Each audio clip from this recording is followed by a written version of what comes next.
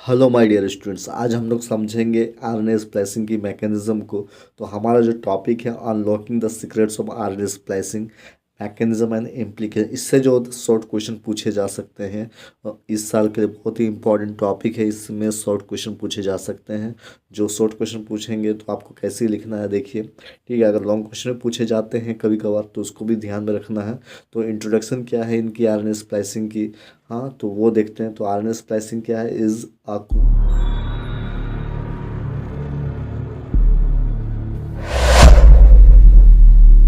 Crucial process in gene expression. तो ये basically आप देखोगे तो ये जो होते हैं जीन को एक्सप्रेस करते हैं साथ में उस समय। और साथ में यहाँ पे क्या होता है, that involves the removal of introns and the joining of exons. तो यहाँ पे क्या होता है, इंट्रॉन्स का रिमूव होना और एक्सॉन्स का ज्वाइनिंग होना, ठीक है। वो किसके द्वारा हो पाता है, वो होता है आरएनए स्प्लाइसिंग के मैकेनिज्म के थ्रू होता है। मतलब ये एक तरह का क्रूशियल प्रोसेस है जिनको एक्सप्रेस करने के लिए, जो कि इन्वॉल्व्स होते हैं रिमूवल ऑफ इंट्रॉन्स, इंट्रॉन्स को रिमूव करने में और एक्सॉन को जोड़ने के लिए, ठीक है। तो this mechanism allows for the production of diverse range of proteins from a single gene. ये जो मैकेनिज्म होते हैं ये अलाउ करते हैं प्रोडक्शन करने में डाइवर्स रेंज ऑफ प्रोटीन्स को from a single gene. Understanding RNA splicing is essential for insight into cellular function and disease mechanism. यहाँ पे अब देखो, अब मैकेनिज्म जो होते हैं आरएनए स्प्लाइसिंग की, ये तो आपको समझ में आया कि आरएनए स्प्लाइसिंग में क्या होता है कि एक्सॉन जुड़ते हैं और इंट्रॉन्स रिमूव होता है, ठीक है ना। अब इसमें जो मैकेनिज्म होंगे ये इसमें कौन इन्वॉल्व होते हैं यहाँ पे देखते हैं। The splicing process involve several की कंपोनेंट्स। ये जो स्प्लाइसिंग की जो विधि होती है इसमें मतलब कई सारे कंपोनेंट्स यहाँ पे इन्वॉल्व होते हैं, इंक्लूडिंग स्प्लाइसोसोम्स एंड एसएनआरएनए। इसके साथ कौन इंक्लूड होते हैं, स्प्लाइसोसोम्स, और इसमें साथ में जुड़ते हैं यहाँ पे एसएनआरएनए, ठीक है।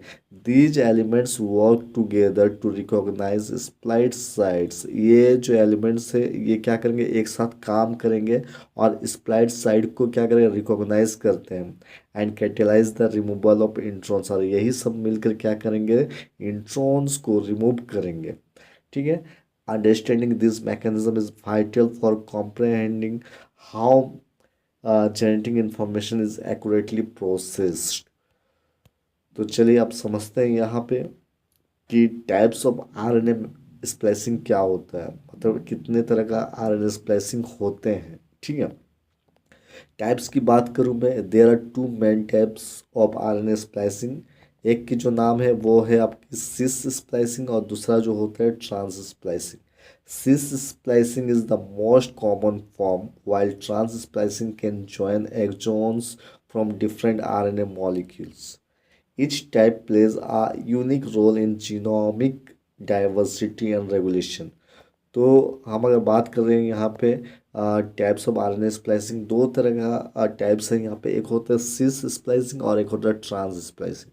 सिस स्प्लाइसिंग जो होता है मोस्ट कॉमन फॉर्म होता है, जबकि ट्रांस स्प्लाइसिंग जो होता है वो क्या करते हैं, एक्सॉन को जोड़ते हैं फ्रॉम डिफरेंट आरएनए मॉलिक्यूल से। हर जो होते हैं हर मतलब ईच टाइप जो होता है प्लेज आ यूनिक रोल। सबको जो होता है अलग अलग मतलब रोल प्ले करते हैं यहाँ पे, यूनिक रोल को प्ले करते हैं, चाहे वो जीनोमिक डाइवर्सिटी में हो चाहे रेगुलेशन में हो। अब आ जाते हैं regulation of RNA splicing. RNA splicing का किस तरह से रेगुलेशन हो पाता है, ठीक है, कौन इसको इन्फ्लुएंस करते हैं। तो रेगुलेशन ऑफ आरएनए स्प्लाइसिंग की बात करूं मैं, RNA splicing is influenced by splicing factor. Regulation of RNA splicing को इन्फ्लुएंस करने वाले जो होते हैं वो होते हैं स्प्लाइसिंग फैक्टर्स होते हैं एंड आरएनए बाइंडिंग प्रोटीन्स, और इसके अलावा आरएनए बाइंडिंग प्रोटीन्स होते हैं। These regulators can enhance or inhibit splicing events.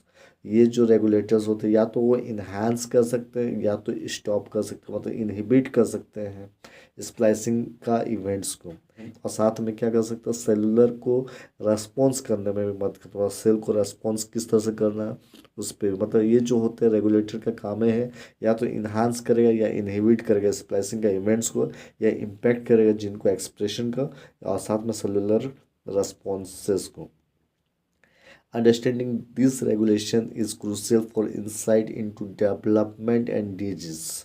ठीक है, अगर हम लोग समझेंगे इस रेगुलेशन को तो इसका अगर इंसाइट जाएंगे तो ऑब्वियसली क्या होगा, इनमें का जो डेवलपमेंट और डिजीज से किस तरह से रोल प्ले करते हैं, ये भी हम लोग इसको समझ पाते हैं यहाँ से। Implication in disease. Abbreviation in RNA splicing can lead to various diseases, including cancer, genetic disorder. तो miss splicing can result in production of dysfunctional protein, highlighting the importance of splicing in health and disease. Research in this area is crucial for developing targeted therapies. तो अब आ जाते हैं यहाँ पे conclusion की बात करते हैं। तो understanding RNA splicing is vital for unravelling the complexities of gene regulation. ये बहुत बड़ा रोल प्ले करेंगे कहाँ पे, जीन को रेगुलेट करने के लिए, and it's implication in health, और इनका इम्प्लीकेशन कहाँ पे होता है, हेल्थ पे होता है। Future research should focus on the therapeutic potential of targeting splicing mechanism to treat disease. इससे क्या होता है, डिजीज को ट्रीट करते हैं। ठीक है, opening new avenues for medical advancement. इनका इम्पोर्टेंस जो होता है मेडिकल एडवांसमेंट में होता है, मतलब इनका रिसर्च यहाँ पे होता है। तो ये टॉपिक है। अब इनमें से आप अपने से आप क्या करो कि जो टॉपिक मतलब जो भी सेंटेंस आपको अच्छी लग रही है आप उनको आप लिख लो। तो अगर शॉर्ट क्वेश्चन पूछे जाए आरएनए स्प्लाइसिंग पे तो आप लिख लेना कि आरएनए स्प्लाइसिंग क्या है। इसमें क्या होता है, बेसिकली एक ऐसा प्रोसेस होता है जिसमें आप इंट्रॉन्स का रिमूव होता है और एक्सॉन क्या होता है आपस में जुड़ते हैं यहाँ पे। ठीक है, तो यही मेन मैकेनिज्म है यहाँ पे। और तो आज के लिए इतना ही। और इसमें जो होता है मैकेनिज्म में ये भी आप देख लो कि कैसे स्प्लाइज़ोम और जो होता है एसएनआरएनए कैसे हेल्प करते हैं इंट्रॉन्स को रिमूव करने के लिए। ठीक है, तो ये जो टॉपिक है इंपॉर्टेंट टॉपिक है, इनको आप पढ़ कर जाना, आपकी एग्ज़ाम है ठीक कुछ ही दिनों में। तो आज के लिए इतना ही। मेरे वीडियो पसंद है प्लीज़ अपने दोस्तों को शेयर कीजिए। Thank you.